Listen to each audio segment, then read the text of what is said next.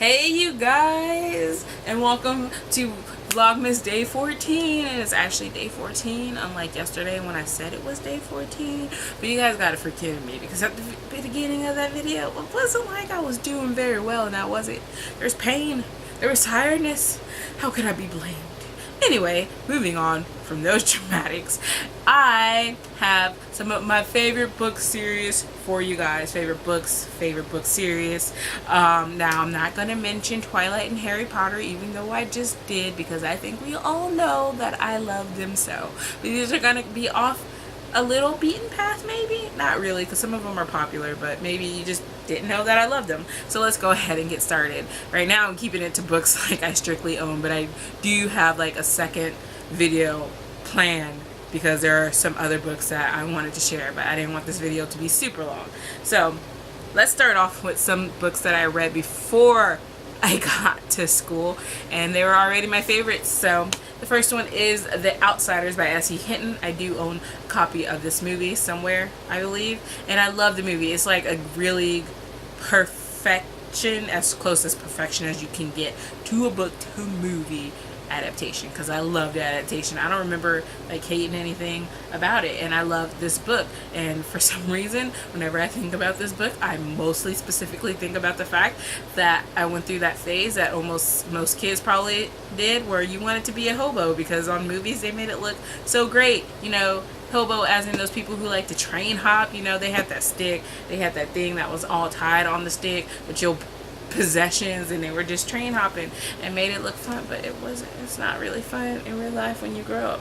No, it's not. I don't know why. It's just a memory associated with this book, but I love this book, and I love the characters in this book. And then, like, you know, when I was in school and had to discuss it, it was nice to go a little bit more in depth to talk about what it all meant. So, but I'm really glad that I did read it before class. It doesn't mean that I probably wouldn't have liked it as much. I probably just would have, you know, would have hate gone straight to, you know, analyzing every little thing. But loved it, one of my favorites. Moving on, then I had The Giver by Lois Lowry, one of the first dystopian novels, one of those things that I still think about today sometimes, wondering about the characters and everything that was going on. It just really made you think, and it wasn't like in your face. Like now we have dystopians ever since the Hunger Games became like really popular, and it wasn't like there wasn't dystopians before, but now it's like a whole new thing, you know.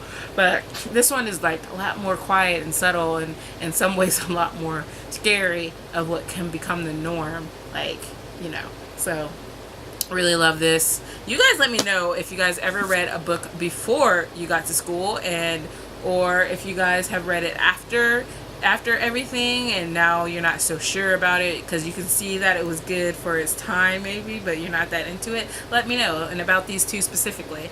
And then moving on, we have the Immortal Series by Tamar Pierce, and these are like my original copies in a sense. Technically I bought this one, I had to rebuy this one because someone had borrowed it and gave it back. They had given me the money to buy it and I just never bought it again. So I was like, no, I really need to, because it was going like, it was like out of print, and I luckily found a nice enough cheap copy. So fingers, yeah. So the first one we have in here is Wild Magic, and then we have Wuss Speaker, and then we have Emperor of Mage, and then we have The Realms of the Gods. And this one follows 13-year-old Diana, and she always has a knack with animals, but then she's kind of forced to live home, but things are going weird in this country that they're in, and of course, you know, there's going to be something centered around her. And I just really loved her journey and seeing her grow throughout all these books and her type of magic that she has with animals. And it was just one of those ones that I love to reread over and over, and it's just like you know, slipping into something warm and comfortable. Like I kind of thought that maybe I just wouldn't love it as much when I reread it a few years ago, but no, there I was, just being like, oh, smiling and laughing and oh yes, and just being so into it, even though I know how it all ends, even if I might not have remembered every single small detail, but like that helped in the reading. Now this is like, I know she has other books by Tamar Pierce, but I've never like read them, and they're set in like the same world, and we see like one of the characters in here, but I'm really looking forward to actually getting to those this year, because I promised myself well, not this year, but next year, that I wouldn't reread this again until I actually read the other ones that preceded it at least once. So, and plus one of my favorite characters in here, how do you pronounce his name? Numer, or he's a master mage. He is getting like his own prequel book, and I already pre-ordered that stuff. So I just want to get back into this world and reread it really soon. So moving on from that, let's move on to some newer favorite reads, and the first one is going to be a standalone, and that is Uprooted by Naomi Novak. And no, you're not seeing double. I have 2 copies. I love this book. Now this is a very polarizing book because I know a lot of people who like hate it, and a lot of people, if they loved it, they loved it. And mostly I'm thinking about Geraldine. She's just in my head going, no, ke-sha, that book was straight trash. She hated this book. She hated it, and I loved it. And it's okay for us to have different opinions, guys, because I love it, and that is all that matters. Katie from Kitkatscanread got me this copy, and then I bought this copy, and so there we go. I just love it. So anyway, I should probably tell you what Guys with the Book series is about instead of just awkwardly hugging it over here.